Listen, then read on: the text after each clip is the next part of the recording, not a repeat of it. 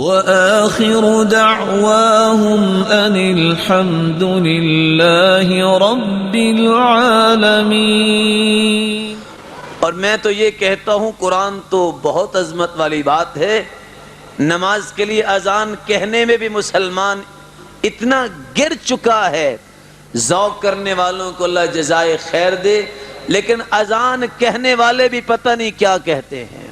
مثال کے طور پہ اذان کی ابتدا کہاں سے ہوتی ہے؟ اللہ اکبر، وہ کاف جس سے کتاب لکھی جاتی ہے، اللہ اکبر، اس کا مطلب ہے اللہ بہت بڑا ہے۔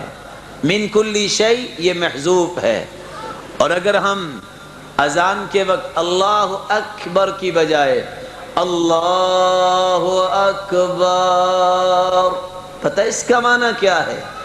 اکبر جمع کبر، یہ کبر کی جمع ہے، اور کبر عربی زبان میں طبل کو کہتے ہیں، ڈھول کو کہتے ہیں۔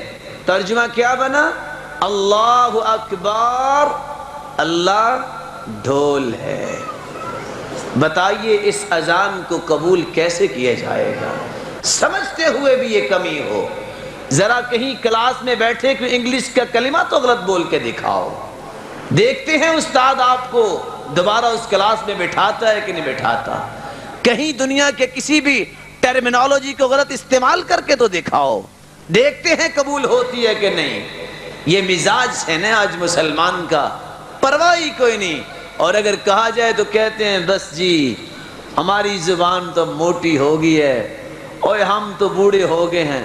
کوئی اس وقت مسلمان اتنا نان سینس نہیں ہے کہ گھر والے کہیں آلو اٹھا لو تو وہ ٹماٹر اٹھا لاتا ہو، چپل لینی ہو تو 10 دکانوں پہ بھاگتا ہے۔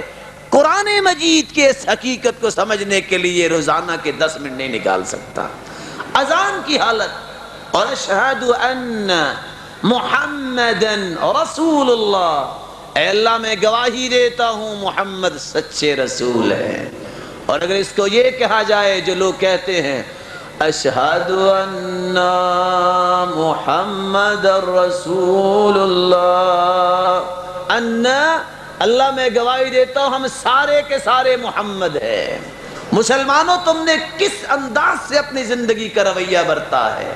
میں سمجھتا ہوں ذوق اچھا ہے اذان کا، لیکن کبھی سیکھ لینی چاہیے۔ اور انتظامیہ کے بارے میں ادباً کہنا چاہوں گا، دیوالیہ ہو چکی ہے فکری طور پہ انتظامیہ۔ پاکستان کے اندر کچھ پرواہ نہیں کہ کسی اچھے مؤذن کو رکھ لیں، اور کچھ پرواہ نہیں اذان سننے والوں کو کہ قرآن مجید تو قرآن مجید ہے، اذان ہی پہلا اعلان ہے نماز کے لیے، اس کو درست انداز سے اعلان ہی کر دیا جائے۔